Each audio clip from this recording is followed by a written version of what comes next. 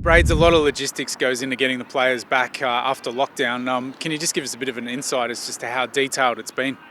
Yeah, it's been a pretty big process, mate. We clearly it was around our staff from early in the week and who's going to come back and the parameters we had from the AFL. So once we got a bit more clarity on Friday around the protocols we need to put in place at our facility and the regulations as well that the staff need to adhere to, we were able to put a fair few things in place. So over the weekend, we've had everything sorted with our facility, the protocols each player and staff need to go through, and we could communicate that to the players and staff over the weekend. And thankfully, this morning's been a pretty seamless process.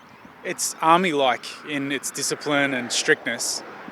100%, yeah. We need to be as strict as we can. To get the games back up and running, all clubs need to stick to these protocols and follow it through as best we can. So we've had to be really strict.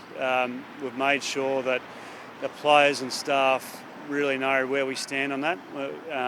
There can't be any grey. It's really black and white. So, it does probably seem army-like, but that's the sort of measures we need to put in place to make sure we get back to play some football. So you've seen the boys training this week so far. What's your response been to how they've gone about it and their attitude towards returning? The attitude's been there all throughout this period. We've had a program put in place over the shutdown period that the players are fully engaged in. The feedback from our fitness staff in particular has been really impressive about how the boys have been attacking their program. So we've gone into this period pretty comfortable and pretty confident they'd come back in really good nick, and from what we've seen so far this morning, that's been the case. So hopefully that occurs with each of our groups today, but the boys are so keen, so the motivation's really high, and the attitude just to get out here and be training again's first rate.